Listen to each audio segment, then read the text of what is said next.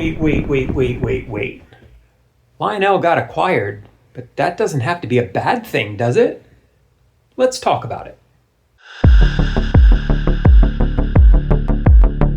Now that the news of Lionel's acquisition is starting to become a little more public and people are starting to talk about it, I wanted to offer a more positive and optimistic look at the situation. I'm sure there will be plenty of people who will use this as an excuse to pile on Lionel just like they always do. But after looking through all of the information I can find and talking to all of the people I know to talk to, I think this might be pretty great for Lionel if they embrace the moment. So here's what we know. Lionel and Lionel Racing have been acquired by a holding company called Round 2, based out of South Bend, Indiana.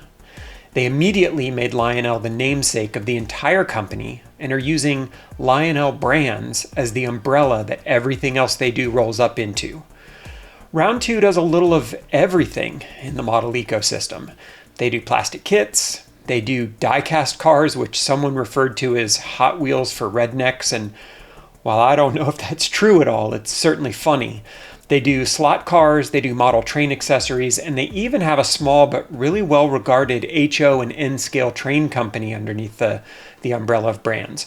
In an interesting twist of historical fate, they also ended up owning one of the partner companies that General Mills owned along with Lionel back in the 70s and 80s, MPC, who's now focused on car models. Round 2 is controlled by a venture capital group called Presidian Capital, based out of Oklahoma City. Presidian focuses on mid-market companies and specializes in building up those companies into a position of strength and then selling them off. Some of the logos that they've done this for, you would probably recognize, the biggest of which might be Planet Fitness, but they've been involved in a fair number of transactions over the year where they've successfully exited these companies that they've acquired. It doesn't appear that they're a company that strips these brands that they buy of all of their sellable IP and then pushes them into bankruptcy, like what we saw a bunch of venture capital firms do with national chain restaurants over the last few years. They're not a big, huge venture capital firm either. They seem to be pretty focused. Their business model is to step in and provide support for companies in order to make them better and more valuable. Whether that's help with acquisitions, operations, or financials, the goal appears to be to build those companies up for resale, which means making the companies as operationally efficient and successful as possible. They seem to be pretty successful at it. That doesn't mean there's no risk to the Lionel that we know today, but it also feels like it's not an immediate red flag that something terrible has happened. Round 2 seems to be a solid company and was pretty well regarded by everybody I talked to. They have a fairly well-established set of brands in this space, and Lionel Racing and Lionel Trains clearly become the two biggest brands that they have next to Auto World, and they've shown their respect for that brand by how they immediately renamed the whole thing. I feel like if they were going to start immediately tearing down the brand, they wouldn't have taken the name, but who knows? One thing I don't have any insight into is how valuable the Lionel Racing side of this acquisition is. I know that Lionel is the only company who can create the licensed NASCAR die-cast vehicles, and they certainly churn out a lot of them. That said, even in Charlotte, the NASCAR part of the Lionel Racing store takes up the 20% all the way in the back, whereas the other 80% of the store is all trains. The die-cast cars are smaller and need less space, so maybe that's important. I'm sure the NASCAR licensing deal is valuable, and looking at all of the other types of models that Round 2 creates, I can certainly see them taking advantage of it. I just don't know how much that drives an acquisition like this. There are an absolute ton of those die-cast vehicles that are sold on-site at every NASCAR race across the country, and I'm sure a ton more of it is sold online, but I just don't have enough experience with that side of the Lionel business to know how significant it is. Is it 20% of their revenue? 50%? Clearly the per order amount is probably way lower than Lionel Trains, but is the volume way higher? I don't know. I'm betting the trains are more, but probably not by a lot. I'm guessing the margin on the trains is much higher, but that's just a guess, and who knows what that means to the overall business. But listen, If we're honest, Lionel Trains could use some help. All we hear, particularly from the old guard of the three-row hobby, is that the hobby's shrinking, that the hobby's dying out with the older generation who's moving on, who are getting out of the hobby, who are passing away, or choosing to stick with the conventional post-war trains that they've collected for most of their lives. But what I know, and what I've gotten to see firsthand here over the last few months, is that there is a huge and active generation of younger O-scale modelers who are dying to be catered to in the same way that the previous generation has been for decades. They are as interested in high-fidelity scale models of the diesel locomotives that they have seen in their lifetimes as the older generation who lived in the heyday of the New York Central and Pennsylvania steam eras were. They care as much about the differences between an individual generation of a single model of locomotive that's been run in freight service over the last 5 years as any Chesapeake and Ohio fan is about the placement of a headlight or the size of a sand dome. Amtrak is a huge thing with a very passionate fan base, and all you have to do is look at the latest third rail catalog to see the appetite for every configuration of locomotive, no matter how short its lifespan was, every version of baggage car, no matter how rare, and every version of new high-speed train sets that come out.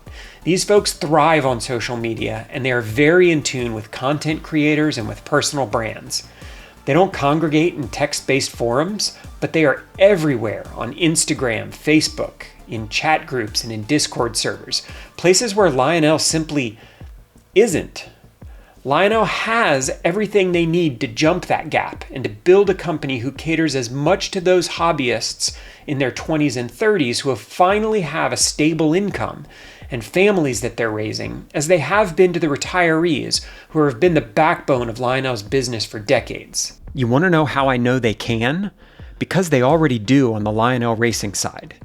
Customers of the NASCAR brands get all sorts of interesting tools that the trains side of the business have never been offered. Whether it's a showcase to be able to highlight items in your collection, a place to be able to search a comprehensive database of every product and add those products into your collection, forums for customers and fans to be able to talk to one another, or whether it's a marketplace to be able to buy and sell items, Lionel already does all of this in a modern, up-to-date website, just not for Lionel Trains. What we get is a website that still has a 2015 date in the footer. We get a website where the Lionel corporate timeline hasn't been updated since 2014, and all of the images on the landing pages are broken. We get a website that has the absolute worst search feature of any website ever. It doesn't even search everything Lionel has ever made, because a huge portion of their product listings simply don't exist on the website.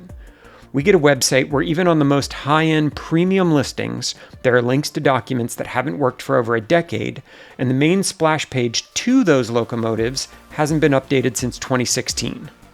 Want to search through the limited and incomplete database of what does exist on the website? You have to go to one URL for that. Do you want to get support on something you've purchased, or see if parts are available, or find the instruction booklet for something? That's a completely different website. Do you actually want to buy something from Lionel? That is, in fact, a third website. Almost every avenue that you click through on the Lionel website takes you to a dead end or to a page that hasn't been updated in a decade. In fact, the only useful and modern part of the Lionel website was designed to answer questions all about power and control products, but it's not linked to anywhere from the main site.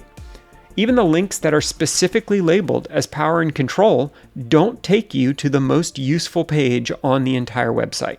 We could do this all day, but the lack of investment in the Lionel website has been a pretty consistent sore spot and a pretty obvious indication of where Lionel is not interested in spending time or money. The lack of corporate marketing and branding strategy has really hurt Lionel. The lack of any coordinated social media strategy that doesn't immediately turn into AI slop has really hurt Lionel. The lack of meeting collectors where they are, whether that's physical train shows or otherwise, has hurt Lionel. The lack of attention to the website and to the technology that's used to run the locomotives they're selling has hurt Lionel. The lack of DIY choices around electronics and upgrades and letting the LCS tech that they pushed and led with for so long languished has hurt Lionel. The amount of time it's taken to get the Base 3 and Cab 3 apps to a point where they're reliable and usable has hurt Lionel. None of these are insurmountable obstacles, and if this acquisition helps them clear any of those hurdles in order to bridge that generational gap, then I'm all for it. But make no mistake about it, 80-year-old retired white men in the northeast of the US are not the future of Lionel anymore. They are a critically important part of its past and a really important part of its present, but they're not the future, and they're not who Lionel needs to be looking to for where to go next. If Lionel doesn't know who the people are that are driving those conversations, they just need to look around, because they're not hard to find and are almost universally eager to provide as much feedback as they're asked for, sometimes too eager. I do want to give Lionel some credit here. You can see that they have tried to start turning that corner. Honestly, their decision to do Comic-Con instead of York, I think, is an example of that decision. Lionel probably knows where they need to go. They've just struggled to get there, and maybe this acquisition will help. Two big questions that I've seen online today. The first is, how do we know this deal is real? I'm told the deal was closed the day before the toy fair that was held earlier this month in New York, and that it was announced at the show, and the signage that we've seen pictures of on social media with all the new branding and all of the companies that roll up under that branding was posted in the Lionel booth. I did notice that in November of last year, Presidian did a second equity investment into round two, basically put a bunch of bags of money on the table for round two to go spend, which I'm betting was to fund the discussions that they had and then finally close on the acquisition of Lionel. The timing makes sense anyway. The next question that I've heard most is, why hasn't this been officially announced yet? As someone who's worked for tech startups and companies who acquired tech startups, you don't make that announcement without telling partners and employees first. You have to have some sort of coordinated internal communication to get everybody on the same page, to let them know what's going on, to get them over the fear and anxiety that comes with an acquisition, and to let them know what the plans are in the short term before you go out and start announcing it to the public. If you don't, that's just not fair to employees. With manufacturing on the other side of the globe and dealers all over the country, getting all of those partners, all of those brands you license in the loop and on board isn't something that happens in 24 hours. It's probably not something that happens in a couple weeks. I'm told the meeting with employees happened this week, so I would probably expect to see some sort of announcement in the next few days, but maybe they just won't make an announcement at all. Real-time update from future editor Jeremiah. Looks like the news has finally gotten out. I've seen a couple emails internally that I didn't really want to share on here, but it looks like Daily Downforce has confirmed it. Lionel in round two to merge. To a person, everyone I talked to at Lionel at every level of the company was visibly excited about this deal. Take that with as much of a grain of salt as you want, but I've been part of acquisitions where people were devastated by the news. This isn't that, and that's not a bad sign. What else do we know? Nothing. We don't know anything. We have no idea what's going to happen. We have no idea what the impact is going to be. We have no idea whether it's positive or negative. They've been elevated to the showcase brand of this acquisition rather than being something that was diminished and put under an umbrella of larger companies. We know that last month they were owned by a venture capital group, and this month they are owned by a venture capital group. Is it the most likely outcome that nothing big changes for Lionel in the near-term future? I think it probably is. Is there a chance that this ends up being great for Lionel because they have access to retail chains and product lines that they didn't have before, and they can really start to leverage the brand deals and the licensing deals that they have in place better than they could before the acquisition? I think it's a possibility. Is this a great thing for the Lionel retail stores? Could be. We'll just have to wait and see. But at the end of the day, we don't know.